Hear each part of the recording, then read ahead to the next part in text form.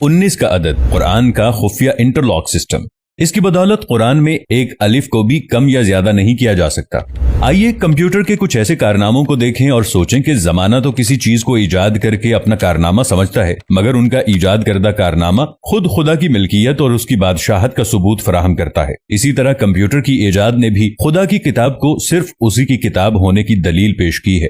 مصر کے سائنسدان ڈاکٹر ارشاد خلیفہ نے سال ہر سال محنت کی اور ریسرچ و تحقیق کی بنیاد پر الیکٹرانک آلات سے جو نتیجہ اخذ کیا ہے وہ بے انتہا حیرت انگیز ہے۔ انہوں نے قرآن کریم کی ہر سورہ کے ابجدی اعداد و شمار بھی فراہم کیے ہیں۔ سورتوں کے حروف، اعراب، آیات وغیرہ کی تعداد نوٹ کر کے لاکھوں کی تعداد میں ڈیٹا کمپیوٹر میں فیڈ کیا، اور یہ عمل انہوں نے قرآن کریم کی کل 114 سورتوں پر لاگو کیا تو معلوم ہوا کہ قرآن کریم کے حروف اور سورتوں اور آیات میں ایک گہرا تعلق اور سائنسی رشتہ بسم اللہ الرحمن الرحیم سے ہے۔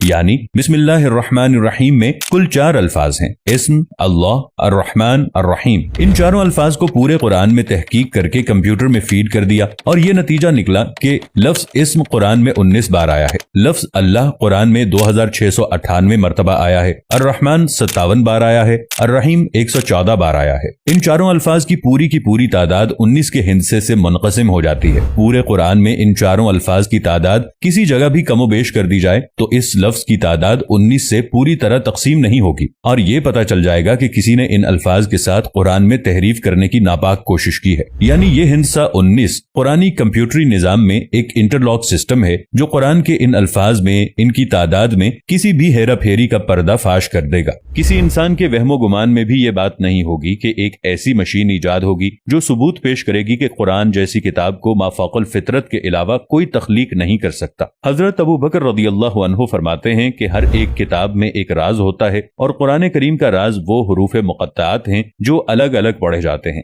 جیسے الف لام میم ح میم قاف نون وغیرہ۔ 19 کا یہ ہندسہ جس کے بارے میں ہم بیان کر رہے ہیں، یہ بذات خود قرآن حکیم کی لفظی ترکیبات کے اعجاز کا روشن ثبوت ہے، اور اس سے یہ سچائی سامنے آتی ہے کہ چاہے جیسی بھی جدید ترین مشین ایجاد کر لی جائے، وہ قرآن کی حقانیت کو بیان کرے گی، کیونکہ پورے قرآن مجید کے حروف ایک خاص حساب کے مطابق ہیں۔ لاکھوں حروف میں سے صرف ایک کا فرق بھی اس کے حساب کو بگاڑ دیتا ہے۔ حساب کی اس حد تک درستی اس دور میں مسلم اور غیر مسلم دونوں کے لیے ایک طرف تو یہ ثبوت فراہم کرتی ہے کہ قرآن مجید 1450 سال گزر جانے کے بعد بھی ہر قسم کی تحریف سے پاک ہے۔ اس ہند سے 19 کے بارے میں خود قرآن کریم میں ارشاد ہوا ہے کہ اس کے اوپر 19 ہیں۔ کچھ علماء نے ترجمہ کیا کہ اس پر 19 فرشتے مقرر ہیں، سورہ 74 آیت نمبر 30۔ مگر یہاں ہند سے 19 کی اہمیت کو اجاگر کرنا مقصود ہے۔ یہ بات بالکل واضح ہے کہ قرآن کریم میں کل 114 سورہ ہیں جو ہند سے 19 سے پوری طرح تقسیم ہو جاتی ہیں۔ اللہ نے اس نقطے پر بھی قرآن کی حقانیت کو واضح کیا ہے، وہ یہ کہ 114 سورہ میں سے ایک سورہ توبہ کے شروع میں بسم اللہ الرحمن الرحیم نہیں ہے،